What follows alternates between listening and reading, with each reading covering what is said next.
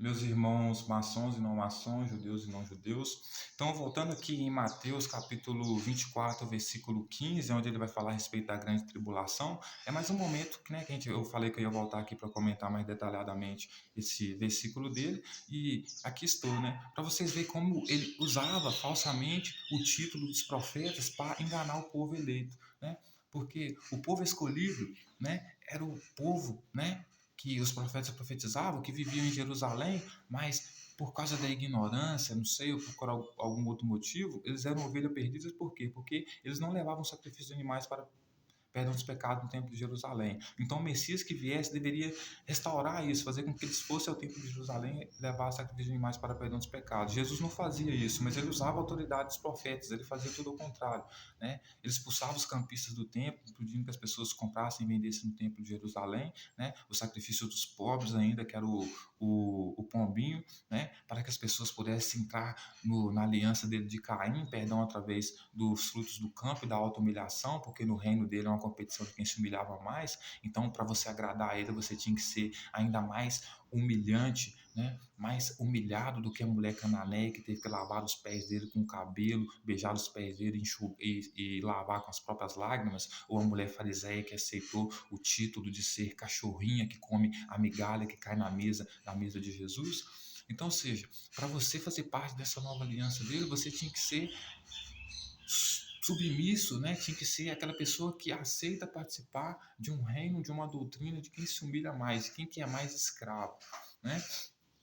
Então, ele usa, né, a autoridade do profeta Isaías, que é o filho do homem, dizendo que ele é o filho do homem, né, enquanto vem trazer a aliança de Caim, né, o perdão dos pecados através dos frutos do campo, né, a oferta que Deus rejeitou desde o princípio. E também vem usar a profecia do profeta Daniel, que nada tem a ver com o que ele cita no versículo 15 do capítulo 24, porque ele vai dizer assim: quando, pois, vides o abominável da desolação, do qual falou o profeta Daniel no lugar santo, quem lê entenda.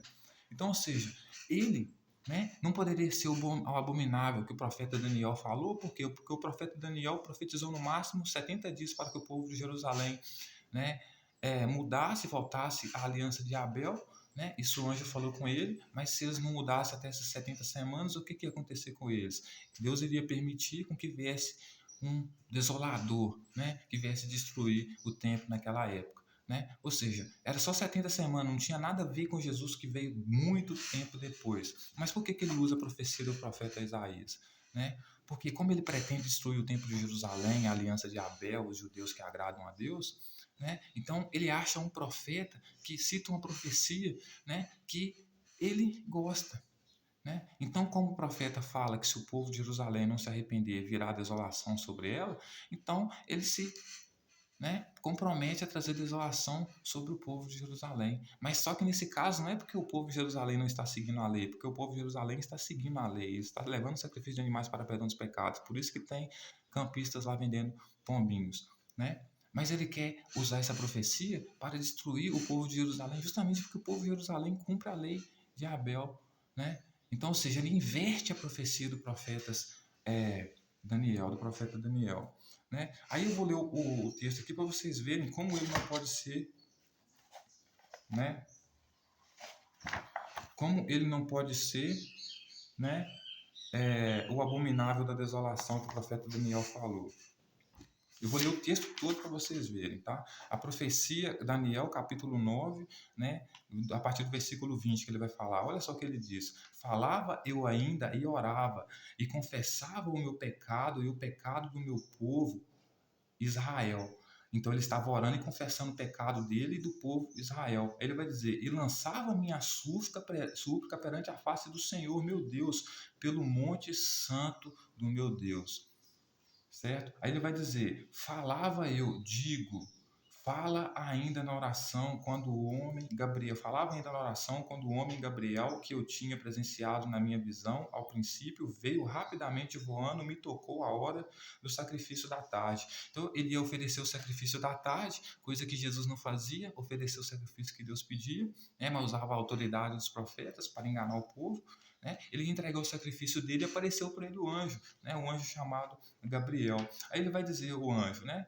ele queria instruir-me, falou comigo e disse: Daniel, agora sai para fazer-te entender o sentido. No princípio das tuas súplicas saiu a ordem. Ou seja, Daniel fez a súplica para Deus e saiu a ordem. E essa ordem vem através do anjo. Eu vim, ele vai dizer o anjo, eu vim para vos declarar, porque és muito amado, considerai, pois, as coisas e entende a visão. Olha só o que o anjo vai falar com ele. 70 semanas estão determinadas para o teu povo e sobre a tua santa cidade para fazer cessar a transgressão, ou seja, o povo não estava cumprindo a lei, não estava levando sacrifício de animais para perdão dos pecados, então ele vai ter 70 semanas para resolver isso, para dar fim aos pecados, para expiar a iniquidade, coisa que Jesus e os discípulos dele estavam cheios, por isso ele não poderia ser o que o profeta Daniel profetizou, né? Ele vai dizer, para trazer a justiça eterna, para selar a visão e a profecia, para ungir os santos dos santos. Então, ou seja, o profeta Daniel está profetizando, né, que o povo de Jerusalém, na época dele, teria 70 semanas para colocar os seus assuntos em dias com Deus, certo? Para que ele deixasse a iniquidade e passasse a fazer a justiça eterna. E qual que é a justiça eterna? A lei que Deus exerceu através do profeta Moisés. Sacrifício de animais para perdão dos pecados, por exemplo, uma lei perpétua. Jesus, quando tira isso do templo, o que ele está fazendo? Ele não está sendo um sacerdote que vem da parte de Deus, certo? Aí ele vai dizer, né? Para selar a visão e a profecia e para ungir os santos dos santos. Aí ele vai dizer, sabe e entende, desde a saída da ordem para restaurar e edificar Jerusalém. Então, a pessoa que o profeta Daniel profetizou, que viria sobre o povo de Jerusalém, certo? Ele viria, esse ungido, e Jesus não é esse ungido, porque esse ungido viria para restaurar e edificar Jerusalém. Ou seja, fazer com que Jerusalém voltasse às práticas dos anos antigos que Deus pediu, o sacrifício de animais para perdão dos pecados, desde Adão, desde Eva, desde Abel, até Zacarias, até o último profeta, né? Aí ele vai dizer, sabe, entende desde a saída da ordem para restaurar e edificar a Jerusalém. Esta era a ordem do anjo, certo? Para o ungido, para restaurar e edificar Jerusalém, coisa que Jesus não fez, porque ele profanou levando o sacrifício, a oferta de Caim para o templo de Jerusalém, que é a oferta que desagradava a Deus, que era o quê? Batismo e a oferta do pão e do vinho como se fosse o corpo e o sangue, que na verdade é a oferta do campo. Aí ele vai dizer, né? Para restaurar e para edificar Jerusalém, até ungido ao príncipe 77 semanas, 7 semanas e 72 semanas. As praças e as circunvalações se reedificarão, mas em tempos angustiosos. Então, ou seja, ele está dizendo que através do ungido, e Jesus não era esse ungido, mesmo através dos tempos angustiosos, deveria fazer com que Jerusalém, durante um período estimado específico de 70 semanas, pouco mais do que isso, devesse voltar às suas origens originais, naturais, sacrifício de animais para perdão dos pecados, que é o ritual que agradava a Deus. Certo? Aí ele vai dizer, depois das 72 semanas, será morto o ungido. Então, ou seja, esse ungido do profeta Daniel já foi morto. Depois de 70 semanas, ele seria morto. Ele não tem nada a ver com Jesus, no sentido de ser um ungido, porque Jesus não veio restaurar, ele veio para destruir. Mas aí ele vai dizer, e já não estará.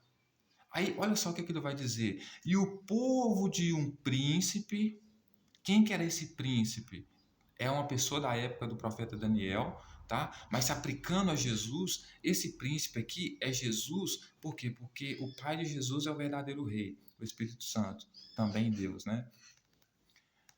Há de vir e destruirá a cidade e o santuário, e o seu fim será num dilúvio, e até o fim e até ao fim haverá guerra e desolações são determinadas. Então, depois de 70 semanas, o povo não voltou à aliança com Deus, viria um povo de um príncipe da época de Daniel, que iria então destruir Jerusalém, o povo de Jerusalém, como se fosse um dilúvio, trazendo guerras e desolações.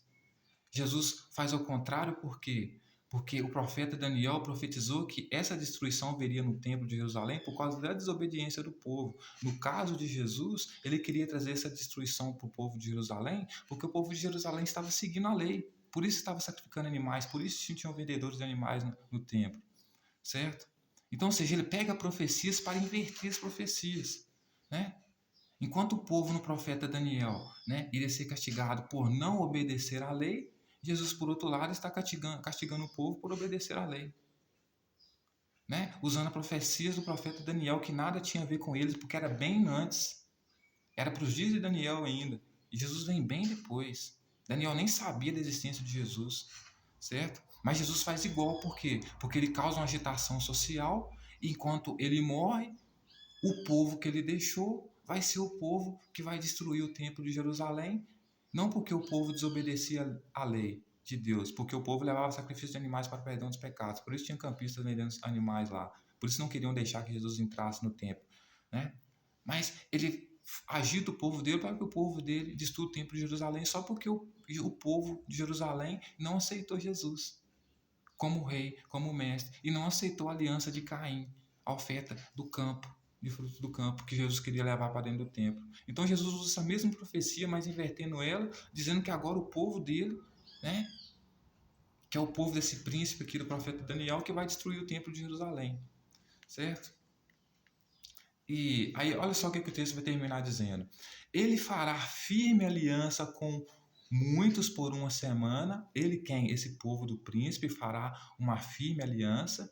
Né? Na metade da semana fará cessar sacrifício e oferta de manjares. Então, ou seja, na época de Daniel, os invasores do templo, na época de Daniel, que o próprio Deus ia permitir para castigar Jerusalém, ele iria tentar cessar o sacrifício de animais para o perdão dos pecados, certo? Só que o povo, mesmo diante desses tempos angustiosos, iriam tentar se retificar, ou seja, iriam continuar sacrificando animais para o perdão dos pecados e levando no templo, mesmo o povo daquele príncipe da época de Daniel tentando impedir, certo? Só que Jesus aplica isso para os dias dele, por quê? Porque ele vem estabelecer uma nova aliança para o povo, né, através do jantar na Páscoa, estabelecendo o pão, que deveria ser um cordeiro, né, um sacrifício real, estabelecendo o pão como corpo e o vinho como sangue. Né? Então ele vem trazer essa nova aliança aí, essa aliança aqui, no sentido de impedir com que as pessoas, então, como na época de Daniel, o povo daquele príncipe, né, impedindo as pessoas de oferecerem sacrifícios e manjares, oferta de manjares, certo? Aí ele vai dizer, sobre as asas das as abominações virá o assolador, até que a destruição que está determinada se derrame sobre ele. Então, quem que era Jesus, senhoras e senhores? Porque Jesus dizia assim para os discípulos dele, ah, Jerusalém, vocês não aceitam minha doutrina. Como eu queria colocar vocês como pintinhos debaixo da minha asa. Né? Então, é o que o profeta Isaías Daniel está falando aqui, certo? Sobre as asas das abominações, porque as asas que Jesus queria colocar os discípulos dele, que eram os pintinhos dele, eram as asas da abominação, porque Jesus queria que as pessoas abandonassem toda a sua família para seguir ele. Isso é uma abominação para Deus, porque é uma desonra pai e mãe. Jesus dizia que quem seguisse a vontade do pai dele era aquele que era a família dele, e a vontade do pai dele, o Espírito Santo, que o próprio João vai dizer, é que as pessoas batizem para o perdão dos pecados, né? Ou seja, a oferta de Caim. Né? Então, como a mãe de Jesus tinha a lei impressa na mente e no coração, sacrificou animais para o perdão dos pecados de Jesus, a mãe de Jesus, então, não era a mãe dele, segundo ele, não considerava como mãe. Então, ou seja, as asas de Jesus, que ele dizia que ele queria colocar o povo debaixo das suas asas, as mesmas asas, né, as mesmas asas aqui, né, das abominações aqui, do profeta Daniel. Então ele vai dizer que das abominações dessas asas, que não tem asa com mais abominação do que a de Jesus, né? Por quê? Porque é um escândalo total, uma abominação total você tentar levar para o templo uma coisa que Deus falou desde o princípio, que as pessoas deveriam levar o sacrifício no templo, na casa de oração. Todos os profetas profetizaram sobre isso. E você vai levar o batismo para lá para o perdão dos pecados. É um insulto. Isso é uma abominação terrível. Então, Daniel vai dizer sobre as asas da abominação virá o assolador. A mesma coisa com Jesus. Jesus cria uma asa para colocar os seus pintinhos submissos debaixo dele, mas debaixo dessa asa dele viria o assolador. Quem que seria esse assolador no caso de Jesus? Seriam o povo que ele agitou para ir contra o templo de Jerusalém, porque não queria aceitar a oferta dele de Caim, a doutrina dele de Caim. Então ele vai dizer: sobre as asas da abominação virá o assolador, até que a destruição que está determinada se derrame sobre ele. Então, seja, esse abominador, esse abominável que cria essa asa de abominação, como a que Jesus fez, né? Ele iria fazer todo esse mal para Jerusalém, até que a destruição, né, estivesse determinada sobre ele, caísse sobre ele. Então, o que o profeta Daniel está querendo dizer aqui? O anjo aparece a Daniel e vai falar com ele assim, ó, eu vou dar 70 semanas para o seu povo mudar. Só que durante as 70 semanas aqui, né, o povo do príncipe, e aqui se aplica a Jesus também, mesmo ele não sendo da profecia do profeta Daniel, mas faz igualzinho, o povo desse príncipe, o que ele vai fazer? Ele vai tentar impedir com que você continue a aliança de oferecer sacrifícios e ofertas, certo? Mas mesmo diante desses tempos angustiosos, vocês vão tentar retificar a aliança de vocês. Mesmo ele impedindo com que isso aconteça, vocês vão tentar levar o sacrifício de vocês no templo, a oferta de vocês no templo. Isso vai acontecer para que vocês tenham uma mudança em tempos angustiosos. Mas uma coisa é certa: vai vir a destruição sobre aqueles que estão debaixo das asas desse abominável, né? Vai vir uma destruição para esse assolador que está assolando a vida de vocês, impedindo que vocês levem sacrifício no tempo, que continue a aliança que Deus estabeleceu com vocês, sacrifício de animais para perdão dos pecados. Vai acontecer a destruição dele, já está determinada, e ela vai derramar sobre ele, que é o que aconteceu com os discípulos de Jesus, né?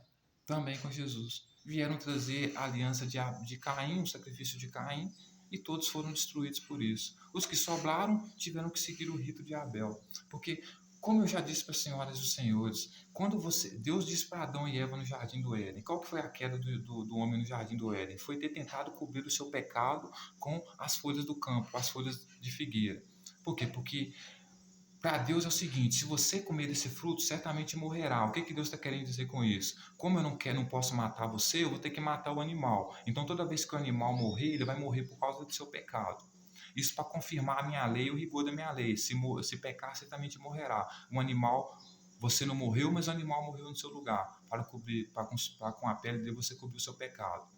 Então, quando você tenta levar para o templo de Jerusalém, batismo para perdão dos pecados, porque a água é fruto do campo. Você tenta levar para a mesa da ceia, no dia da Páscoa, que deveria ser um cordeiro, você leva o pão como se fosse o corpo e o vinho como se fosse o sangue, você está repetindo a mesma palavra da serpente, né, para Adão e Eva. Pode comer esse fruto porque você certamente não morrerá. Por quê? Porque se você tentar cobrir o seu pecado com frutos do campo, isso não mostra que teve sangue. Ou seja, isso mostra que as leis de Deus não se cumpriram. Você pecou e você não morreu. Por isso não há sangue, por isso não há morte de animal, porque é o animal que morre no seu lugar.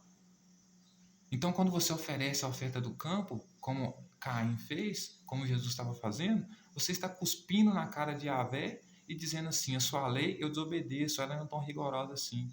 Eu estou me cobrindo com frutos do campo porque eu ouvi a serpente, certamente não morrerei. E por isso não tem nenhum animal morto aqui.